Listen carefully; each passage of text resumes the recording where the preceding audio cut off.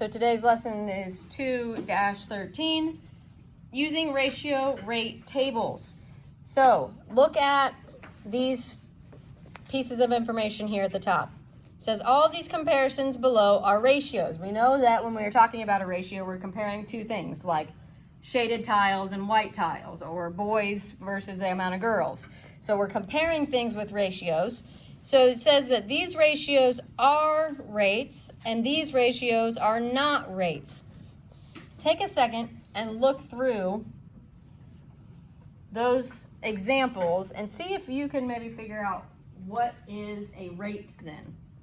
They're all ratios, but only certain ones are considered rates. Only these are considered rates. See if you notice anything about those comparisons.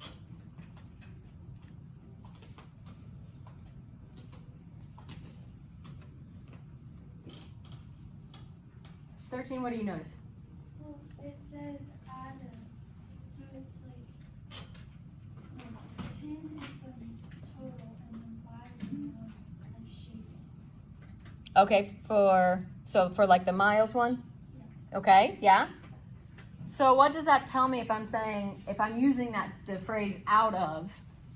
What am I looking at on the things that I'm comparing? Adding the one, like where you look at the 12 inches per foot, it's not telling you 12 to 1, it's telling you 12 inches per 1 foot.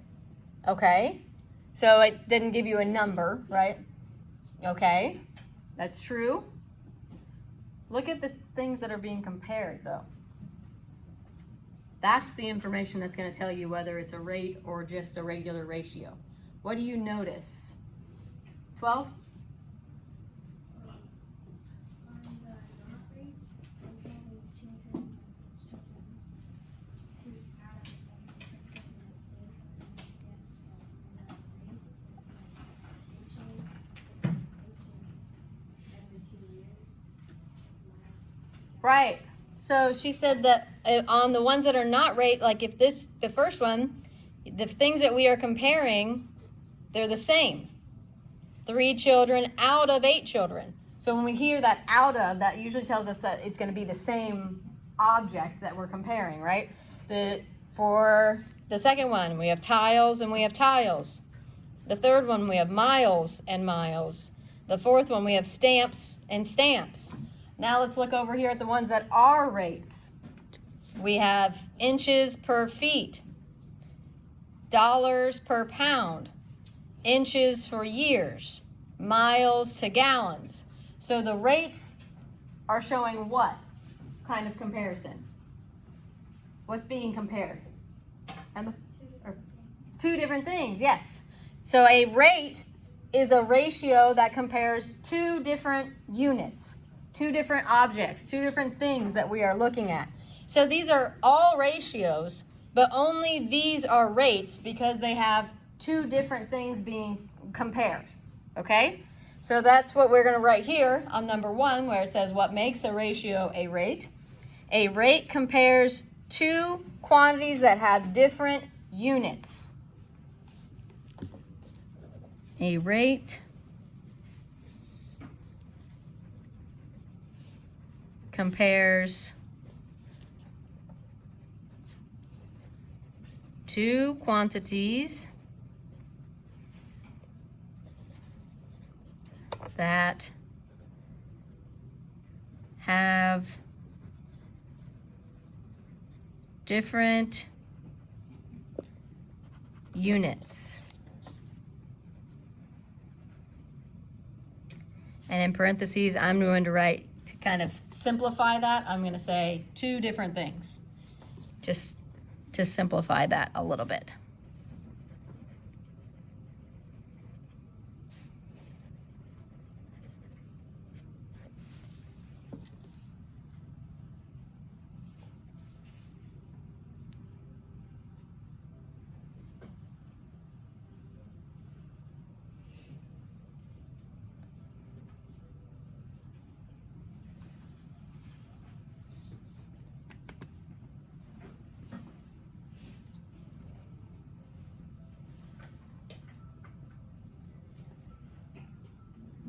So all ratios compare, but only rates compare two different things. Okay, and as we pointed out, that a lot of times if you see the for every or out of every, that's telling you that you're comparing two of the same thing.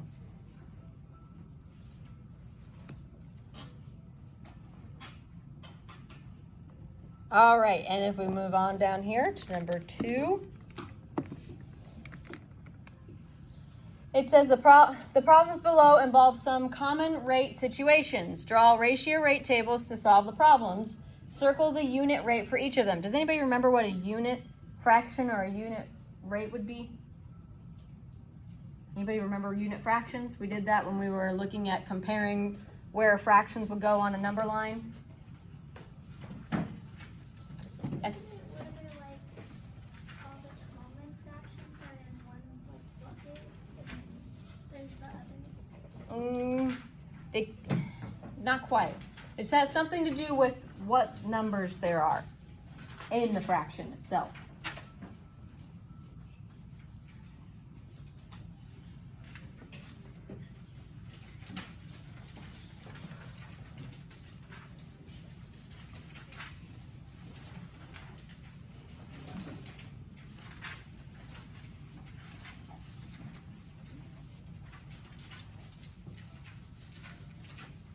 Look back for the page where we had to turn the book sideways. Remember that? When they had the number line along the edge. Yes, 7? 39, page 39 in your journal. If you look at, there was a problem on there that said, write the unit fractions. What do you notice about the fractions that we wrote for that?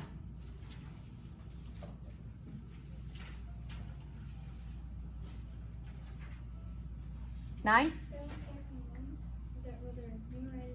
The numerator is 1. That's what makes a unit fraction. So a unit fraction has a numerator of 1 over something. I'll put like a question mark there. So that is a unit fraction.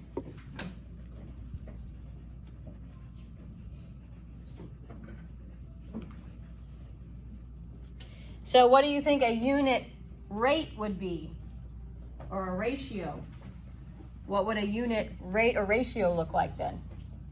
8? Would it be like 12 to 1 or like 1 to 12? Yes, so one of the things we're comparing gets down to a 1. Yes. So on your ratio, you would have 1 colon and then another number. So this would be a unit ratio. So a unit fraction has a 1 in the numerator, which means you only have one piece out of that fraction.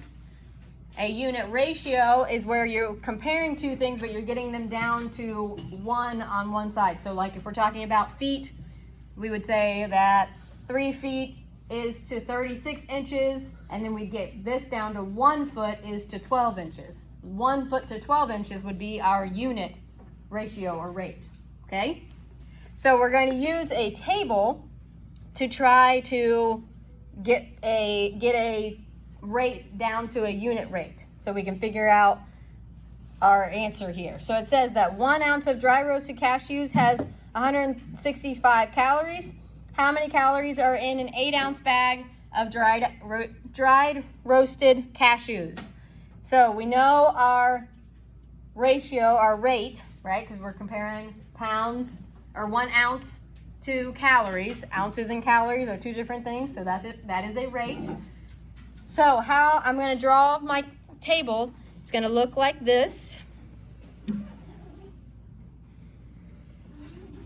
Draw a long, skinny rectangle, cut it in half. And then I need to put my 2 units over on the left side of the table. So what are the 2 units that I'm working with in this situation? What are the 2 things being compared in this situation?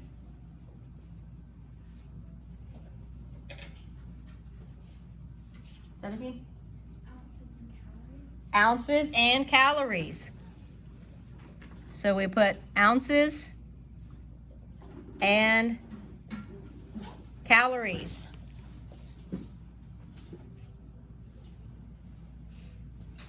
And then what is the first piece of information we know about our comparison of ounces and calories? What's the first thing that they tell us? 13?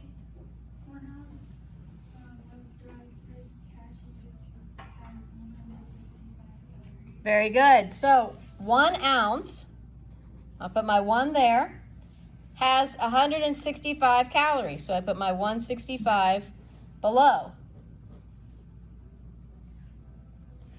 And I draw that in to make it in its own little box.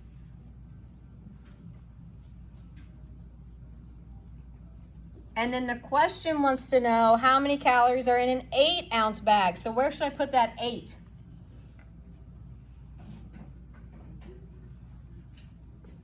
Eight. On the other side, like you draw another box for the ounces and put it there. Yes, so it's going to go on my ounces line. I first started with 1 ounce. Now I need to go to 8 ounces. So now we're kind of back to thinking in equivalent fractions. If we look at this, it kind of looks like a fraction, right? 1 over 165, 8 over what then? How would we go from 1 to 8? 4, how did we go from 1 to 8?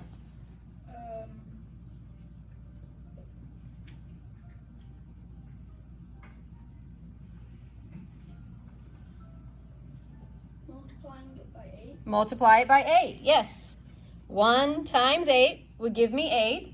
So if I multiply this by 8, what should I do to this? 12? Also multiply it by 8.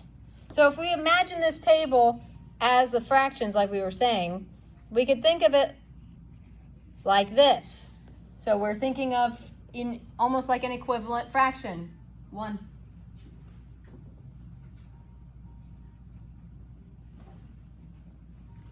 So we figure out how we go from this to this, and then we do the same thing on the other part. And it doesn't matter if it's flipped, you'd still be doing the same thing. So if we put calories on top, it doesn't matter, we'd still be doing the same process here. So if you do 165 times 8,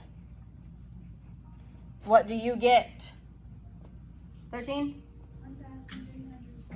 1,320.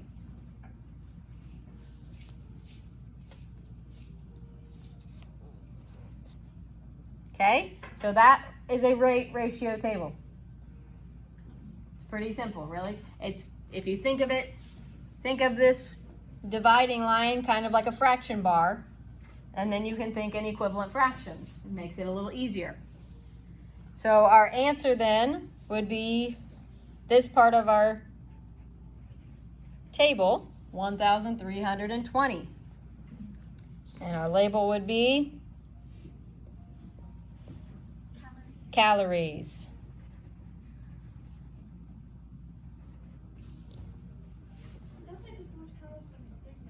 Yeah, that's like 2/3 of what you're supposed to have in a full day. That's a lot of calories. That's a lot of calories. Especially for dry roasted Cashews cashews. are they're not bad for you, but they are high calorie. A lot of nuts are high calories. They're a nut, like a peanut kind of, but They're like a they're the ones that are kind of shaped like a half a moon, like a shaped crescent. like a banana. Like it's more- Kind of, yeah. They're like in a C shape. And they're disgusting. Oh, I love cashews. I love peanuts. I used to not like them when I was younger, and then I Yeah, I don't like. I like started liking them. Okay, well, back on track. All right, number 3.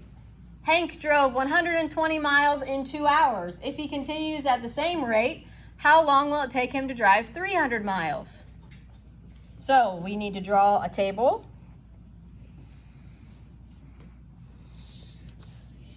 Cut it in half. And then put in our rates. So what are the 2 things that we are comparing here?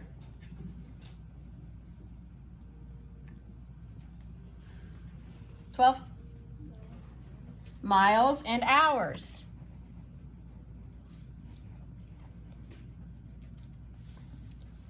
Miles and hours. I just put HRS for abbreviation there.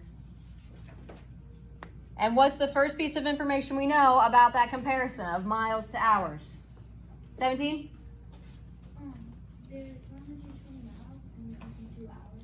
Good, so we put our 120 miles there and our 2 hours there, and then I can close that step in. So now I need to get to 300 miles. If I look at 120, is there going to be an easy multiplication that gets me to 300? No. No. So we kind of need to think in steps here. Kind of like when we did the ratios with like the marbles, when you had some pieces left over, it didn't fit perfectly into your ratio, so you had to find an equivalent fraction for the leftovers. That's kind of what we need to do here, is that we need to find something in between that then we can get to 300 easier. So what could we do to my 120? And remember, when we think equivalent fractions, what are the two things we can do? We can either, everyone?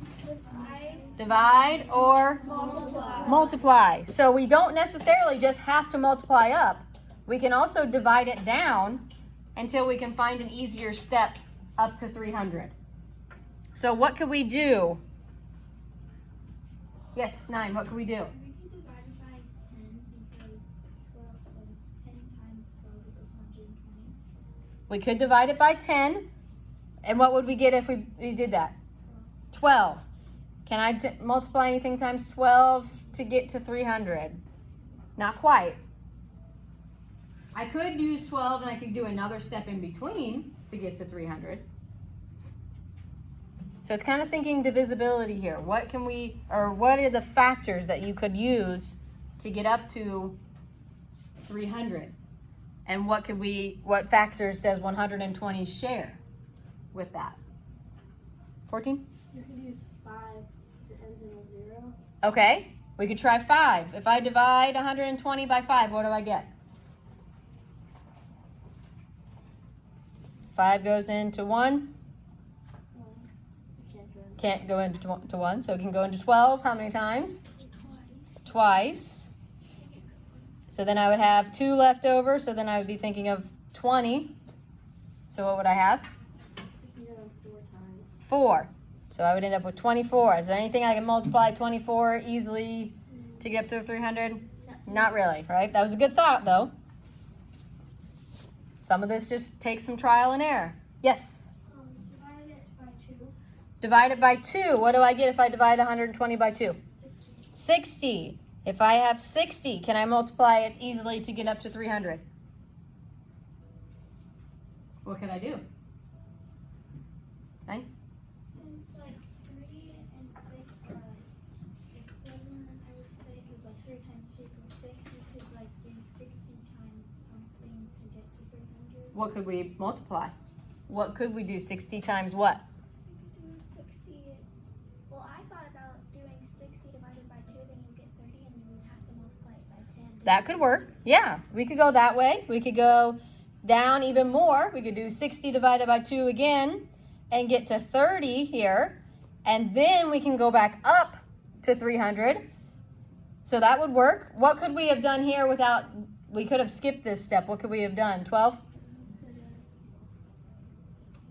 By 50, yes. Could have multiplied 60 by 50 and we could have gotten to 300. But you could do this step too. Either way would get you to the same situation. It's just however your mind works through those steps. Because if I just went straight here, I could do 50 times or 60 times 50 and I would get straight to 300. Why are we looking at me like that? Wouldn't it be 65? Wouldn't it be 5? Because 6 times Oh, yes. Sorry. Yes. That's why you were You guys gotta raise your hand and tell me. I just look out and there's like 6 people looking at me like this. Fusion. Yes. Just raise your hand next time. Okay, yes, times 5. Yes. Sorry. So yes, we could have skipped, we could divide it down and go to 30 and then multiply times 10 to get up to 300, or we could have just multiplied by 5 to get straight to 300. So there's a lot of different steps you could take to get back up to the 300. You don't always just have to go straight to multiplying it up. You can divide it down and then multiply back up. So if we did this, if we multiplied that by 5, we would end up with 300. Now we have to follow the same steps on the bottom row.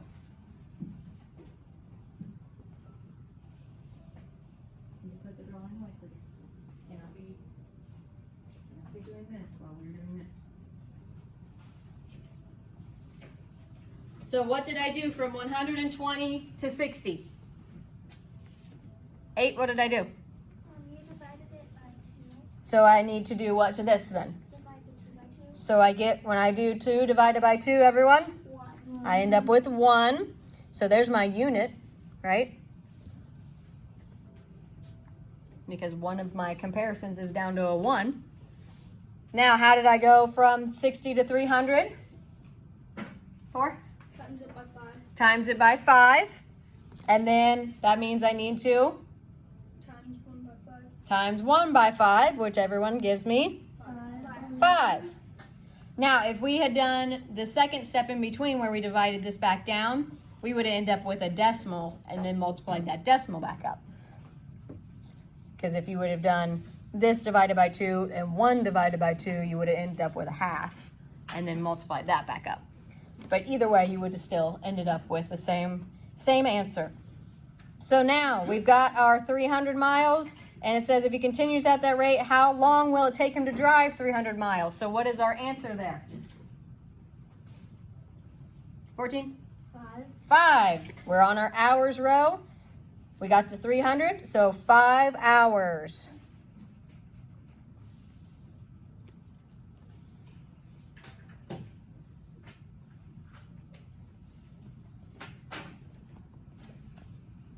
Number 4, on a trip to France, Jorge bought a soccer jersey for 72 euros, which is the money that they use in Europe.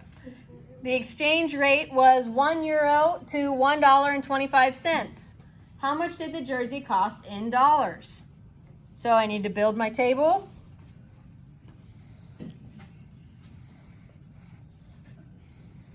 And what are my two comparisons? What are my two units?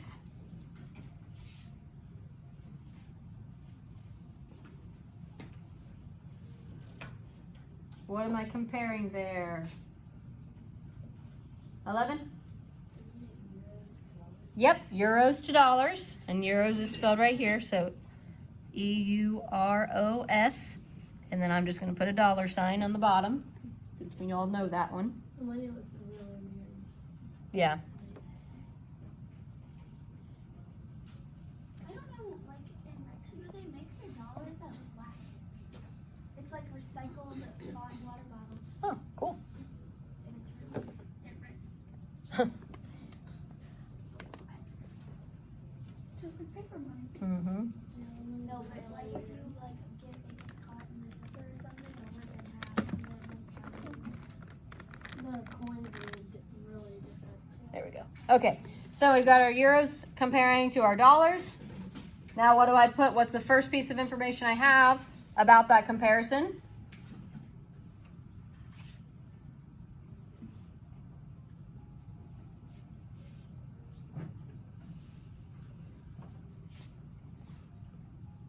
Two? Exchange rate is, €1. Yep, €1. So we put a 1 here, and then what goes on my dollar row?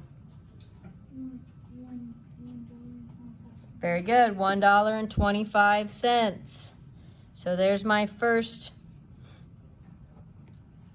comparison. Now, what do I need to get to here to show how much his jersey cost in American dollars? 12? Yes, I need to get my euros up to 72 because he paid 72 euros for the jersey. So where do I put my 72? 13? On the other side of the line. Yes, so on my euros row, I can put my 72 here. And then I think about my kind of equivalence, right? How do I go from 1 to 72? 17? 72. What do I have to do? What operation? Multiply by 72. Yep, 1 times 72 here. So what do I need to do to the bottom row? 8? You want to multiply $1.25 by 72. $1.25 times 72. So when I write that out, everyone make sure you're following along with me. Do this multiplication.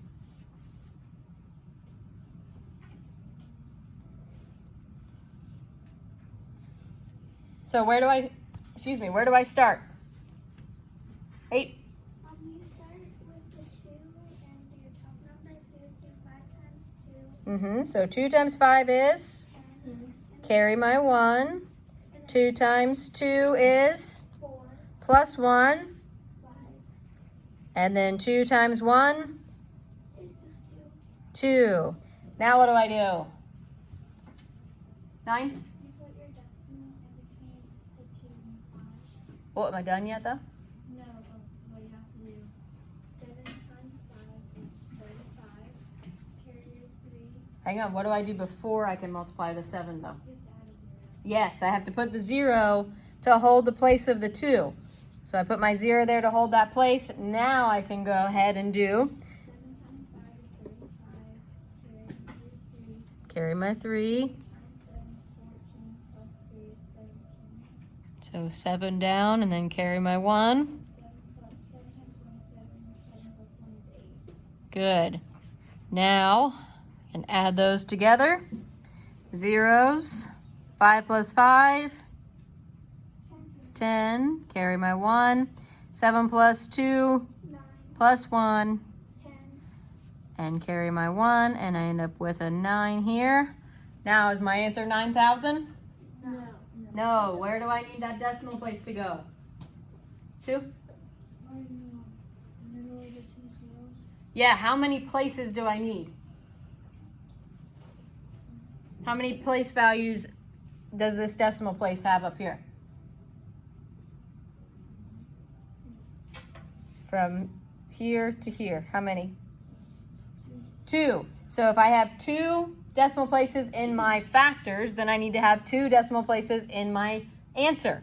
So I go 1, 2, and place my decimal there. So what does that tell me my answer is then? 12? $90. Very good. Yeah, it's pretty expensive.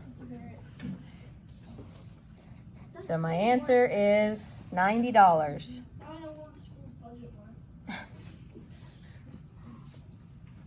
Definitely a big part of it. All right, let me see here.